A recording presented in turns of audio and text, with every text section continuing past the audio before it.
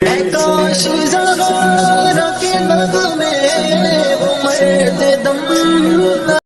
اللہ الرحمن الرحیم۔ آج کا بیان دیوس کے بارے میں کہ دیوس کسے کہتے ہیں۔ دیکھیے، جو لوگ قدرت کے باوجود اپنی عورتوں اور محارم کو بے پردگی سے منع نہ کرے تو وہ دیوس کہلاتے ہیں۔ رحمت دو جہاں، سلطان دو جہاں صلی اللہ علیہ وآلہ وسلم کا فرمان علی شان ہے کہ 3 شخص کبھی جنت کے اندر داخل نہ ہوں گے۔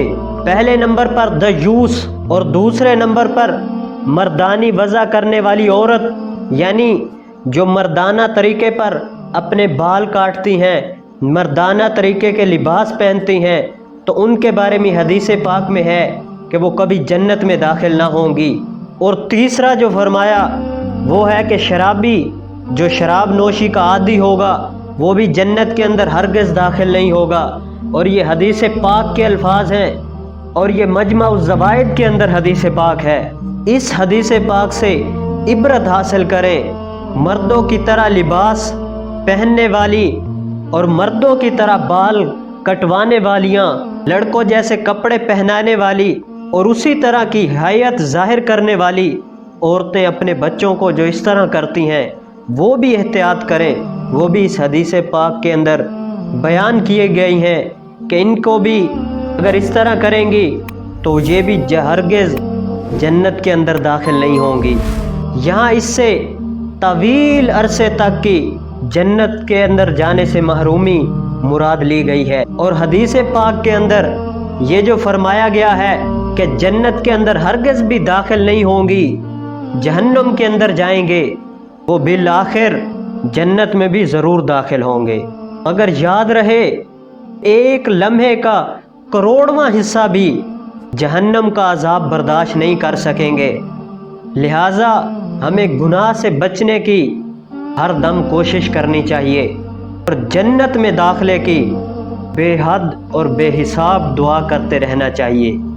اور دیوس کے بارے میں علامہ علاء الدین حصکفی رحمۃ اللہ علیہ فرماتے ہیں کہ دیوس وہ شخص ہوتا ہے کہ جو اپنی بیوی پر اور محارم پر غیرت نہ دکھائے۔ اور یہ در مختار کے اندر بیان کیا گیا ہے۔ تو معلوم ہوا کہ باوجود قدرت اپنی زوجہ، ماں، بہنوں اور جوان بیٹیوں کو گلیوں، بازاروں، شاپنگ سینٹروں اور مخلوط فری گاہوں میں بے پردہ گھومنے، اجنبی پڑوسیوں، نامحرم رشتہ داروں، غیر محرم ملازموں، نوکروں اور ڈرائیوروں، بے تکلفی اور بے پردگی سے منع نہ کرنے والے دیوس جنت سے محروم اور جہنم کے حقدار ہیں۔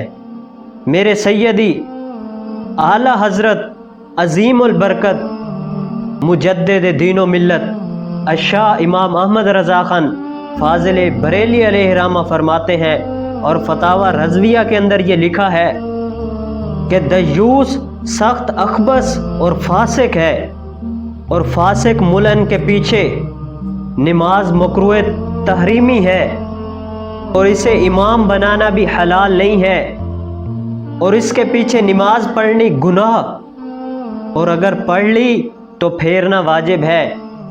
یہ فتاوی رضویہ کے اندر موجود ہے کہ اگر دیوس شخص کے پیچھے نماز پڑھتا ہے جو فاسق ملعن ہے، اور اس کے پیچھے نماز پڑھنا بھی مکروہ تحریمی ہے، تو اس نماز کا لوٹانا واجب ہے۔